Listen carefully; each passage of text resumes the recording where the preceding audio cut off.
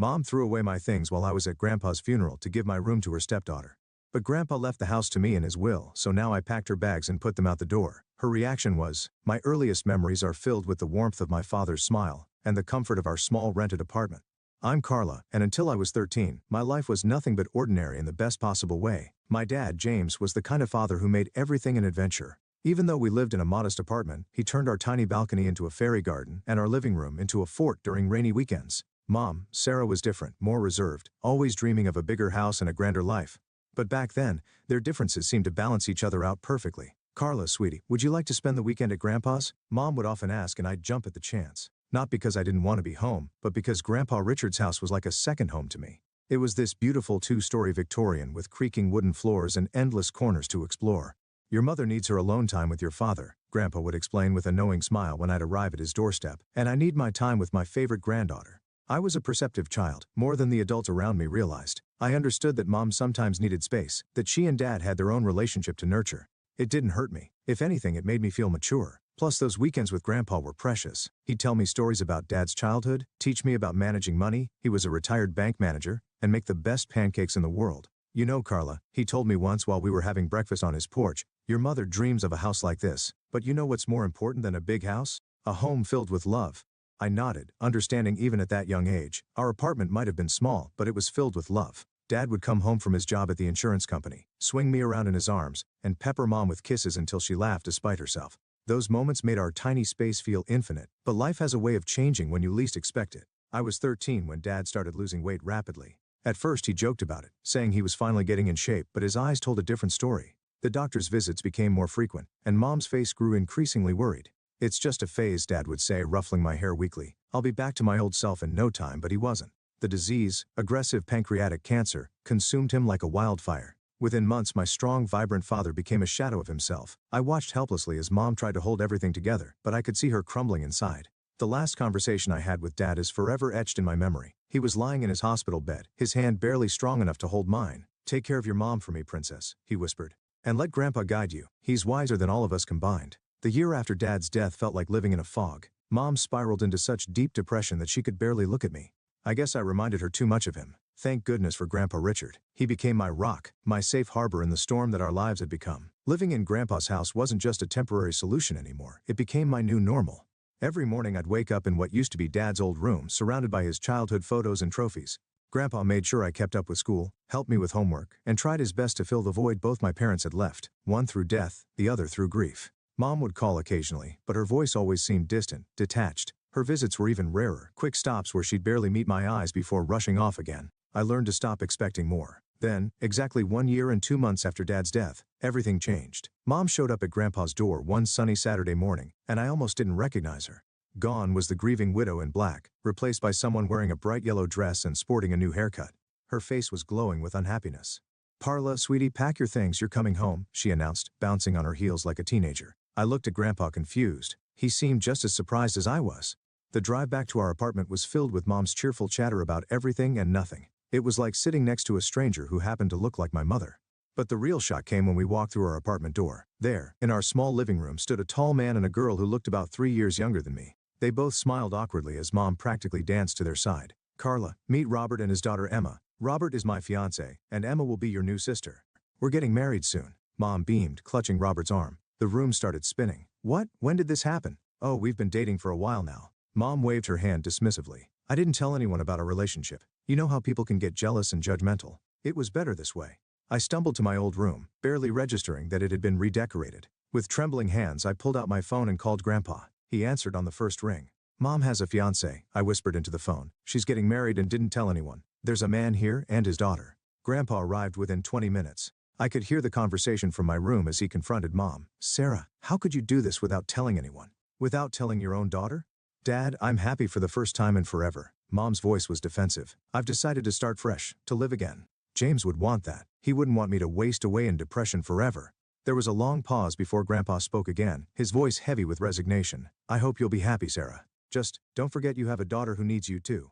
The 3 months before the wedding were like living in some twisted alternate reality. Our small apartment felt even more cramped with 4 people instead of 2, but that wasn't the worst part. What really got to me was watching Emma, my soon-to-be stepsister, wrap my mother around her finger. "Mom, can you help me with my hair?" Emma would say, and my mother would drop everything, including our conversation, to assist her.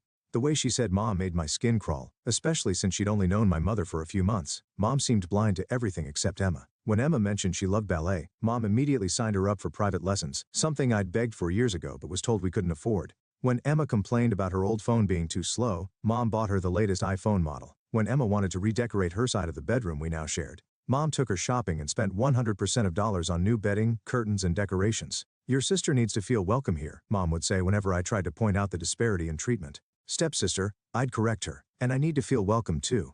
She'd just shake her head and walk away. The wedding day itself was a modest affair at a local venue, but Mom glowed with happiness. I stood there in my bridesmaid dress, watching as she fussed over Emma's hair and makeup, barely sparing me a glance. Throughout the ceremony and reception, Mom kept Emma close, holding her hand, introducing her to everyone as my beautiful daughter. I might as well have been a waitress for all the attention I received.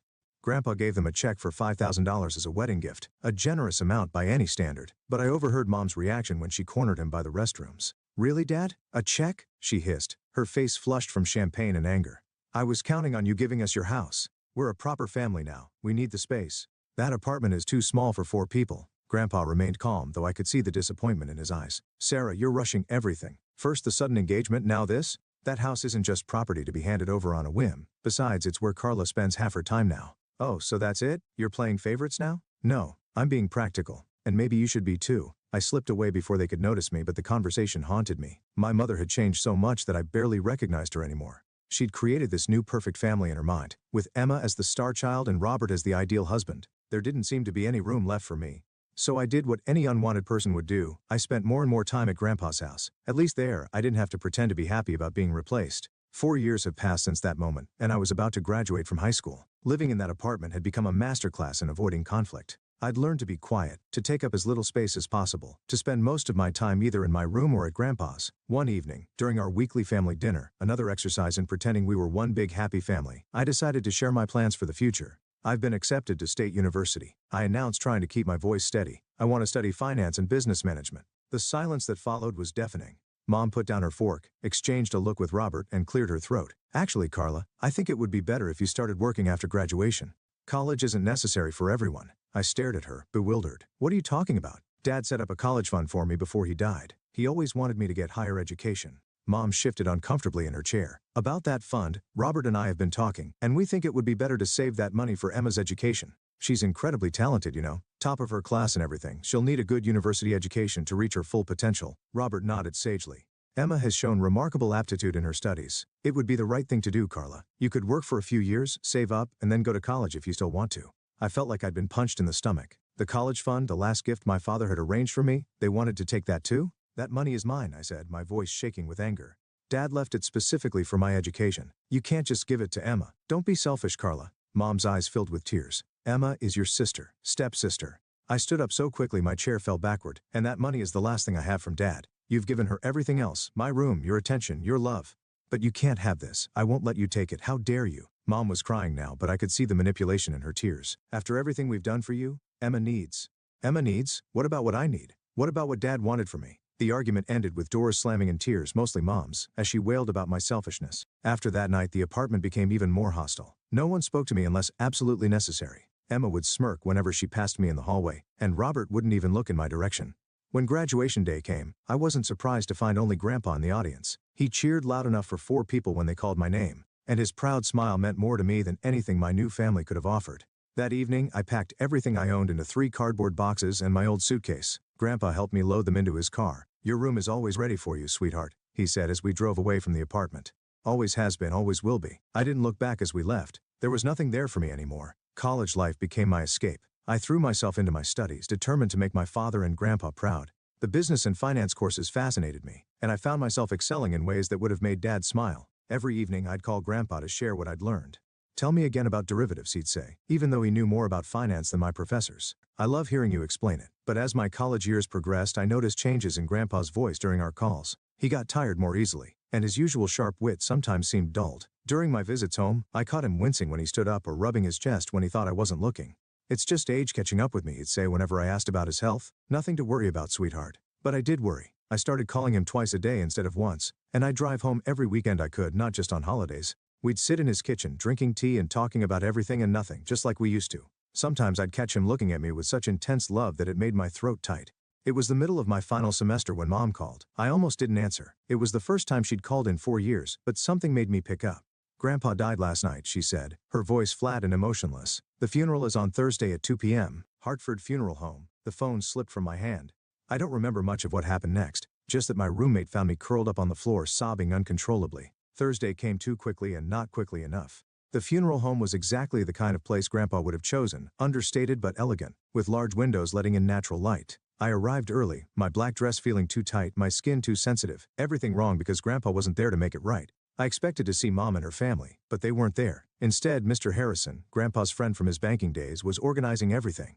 "They're running a bit late," he said when I asked. "Your mother called to say they'd be delayed." The service was beautiful, filled with people from Grandpa's life sharing stories about his kindness, his integrity, his humor. I sat in the front row, alone with my grief, until halfway through the service when I heard the back door open. Mom swept in with Robert and Emma, all in perfectly coordinated black outfits. They took seats in the far back and Mom didn't even glance in my direction. Her face was set in a mask of appropriate grief, but her eyes were already darting around the room, assessing, calculating. I turned back to face the front, my tears now burning with both grief and anger. Even here, even now, she couldn't acknowledge me. Couldn't put aside her pettiness for one day to mourn her own father. After the funeral service, I drove to Grandpa's house, my home for the past 4 years, only to stop short at the sight that greeted me. There, scattered across the front lawn like worthless debris, were garbage bags filled with my belongings. My clothes, my books, my photo albums, everything from my room had been unceremoniously thrown out. Some bags had split open, spilling my life across the grass. With trembling hands, I tried my key in the front door. It wouldn't turn. The lock had been changed. I was still standing there, key uselessly in hand, when the door swung open. Mom stood in the doorway wearing the same black dress from the funeral, but now with an expression of triumph rather than grief. "Oh good, you're here to collect your things," she said, as if she was doing me a favor. "This is my house now. Dad's finally gone, and as his only child, I'm the rightful heir. I've already had the locks changed. We're moving in tonight." I stared at her, unable to process the cruelty of it all. "You couldn't even wait until after the funeral? These are my things, my home." "No, this is my home now," she cut me off sharply. "And you better take your stuff quickly or it's going in the dumpster. I need to clear the space for Emma's things." She smiled coldly. "She's getting your old room, by the way. She's always wanted a bigger bedroom." I felt numb as I gathered my belongings, stuffing everything back into the torn bags, trying to collect the scattered photos of Dad and Grandpa from where they'd fallen in the grass. My mother stood in the doorway the entire time, watching me like a security guard, making sure I didn't try to steal anything. The drive back to my college dorm was a blur of tears and disbelief. My roommate helped me carry everything up, not asking questions when she saw my state. A week later, I received a call from a law firm. "Miss Johnson? This is Mr. Anderson from Anderson & Partners Law Firm. I'm your grandfather's notary. We need you to come in for the reading of his will. Would Thursday at 10 a.m. work for you?" I agreed, though I couldn't see the point. Mom had made it clear she was the heir to everything. When I arrived at the notary's office that Thursday, Mom, Robert, and Emma were already there, seated like royalty in the leather chairs. Emma was examining her manicure, while Robert scrolled through his phone. Mom's eyes narrowed when she saw me. "What are you doing here?" she asked loudly enough for everyone in the office to hear. "You're clearly not needed for this. We're handling family business." Mr. Anderson adjusted his glasses and began reading from the document in front of him. "I, Richard James Mitchell, being of sound mind and body, declare this to be my last will and testament." He started with the formal language, but I saw Mom already smiling triumphantly. That smile froze when Mr. Anderson continued. "To my beloved granddaughter, Carla Johnson, I leave my house at 1542 Oak Street, along with all its contents, and my entire savings account containing $475,000. The room went deadly silent for a moment. Then Mom's voice shattered it. "What? This can't be right." She snatched the document from Mr. Anderson's hands, her eyes scanning frantically. "Where's my part? I'm his daughter." Mr. Anderson calmly retrieved the will. "Mrs. Waters, your father's wishes are quite clear. He leaves everything to Miss Carla Johnson.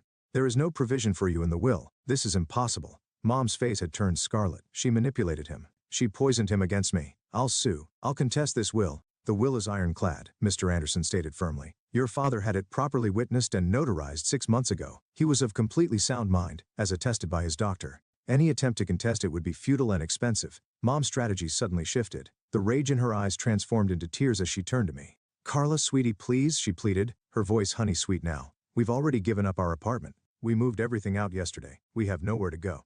You can't just throw us out on the street. We're family." I stood up, holding the folder Mr. Anderson had just handed me. Inside were the deed to the house, ownership transfer documents, and all the legal paperwork confirming my ownership of the property. "Family?" I asked quietly. "Like how you threw my belongings onto the lawn before Grandpa was even in his grave. Like how you tried to steal my college fund. Like how you've treated me for the past 4 years? That was different. We were. This is your problem, not mine. I cut her off, turning to leave. I suggest you start looking for a new apartment. I drove straight to Grandpa's house, my house now, but I couldn't get in. I pulled out my phone and called a locksmith explaining the situation. When he arrived, I showed him my freshly notarized ownership documents. I'm the legal owner of this house, I explained, showing him the paperwork. I need you to open these locks and then change them to new ones. I want to be the only one with the keys. As the locksmith worked, I gathered up everything that belonged to Mom, Robert, and Emma, all the clothes they'd already unpacked, their toiletries from the bathrooms, Emma's posters she'd already stuck to my old bedroom wall. I loaded it all into garbage bags, just as they'd done with my things. When the locksmith finished and handed me the new keys, I dragged all their bags onto the front porch and arranged them neatly. The symmetry of the situation wasn't lost on me. Their belongings now sat where mine had been just days ago. As the sun began to set, I heard the familiar sound of Mom's car pulling into the driveway. I watched through the living room window, Grandpa's favorite spot to read his morning paper, as their reactions played out exactly as I'd expected. What is this? Mom's shriek could be heard clearly through the closed windows. Our things. All our things are outside. I opened the door, but stood firmly in the doorway as they approached. Mom's face was red with fury. Robert looked like he'd swallowed something sour, and Emma was already crying theatrical tears. How dare you? Mom stormed up the porch steps. We live here now. You can't do this to us. Actually, I can. This is my house now, legally and rightfully. You need to take your belongings and leave. We have nowhere to go. Emma wailed. You should have thought about that before giving up your apartment, I replied coolly. Not my problem. Mom tried to push past me into the house, but I stood my ground. Move, Carla. This is ridiculous. This is my father's house. No, it's my house now. And if you don't leave immediately with your things, I'm calling the police to report you for trespassing. After that, all these bags go straight to the dumpster. I pulled out my phone. Your choice, Mom. Just like you gave me a choice about my things a few days ago, remember?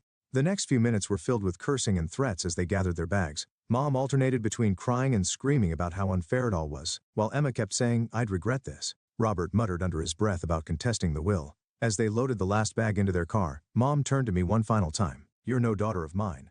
Your father would be ashamed of you. I smiled sadly. No, Mom. Dad would be proud that I finally stood up for myself. Goodbye. I watched them drive away, their car disappearing around the corner. That was 6 months ago. I'm in my final semester now, about to graduate with honors. The house is being rented to a lovely young family. Their monthly rent payments are helping me build my savings, just as Grandpa would have wanted. I found his letter in the study safe that first night, after everyone left. My dearest Carla, it began, if you're reading this, it means you've already dealt with your mother's reaction to my will. I'm sorry I had to put you through that, but I knew Sarah too well. I knew what she would try to do. You have your father's integrity and my business sense. Use them both wisely. The house is yours to do with as you please. Just promise me you'll keep the family photos in the attic. Some memories are worth keeping, even the painful ones. I kept that promise along with the others I made to both him and Dad. I'm focusing on my future now, letting go of the past but keeping the lessons it taught me. Sometimes family isn't who you're born to. Sometimes it's who believes in you, who protects you, who helps you grow. Mom, Robert, and Emma still live somewhere in the city. I hear they found a new apartment eventually. They've tried to contact me a few times, usually when they need something, but I don't respond. Some chapters of our lives are better left closed.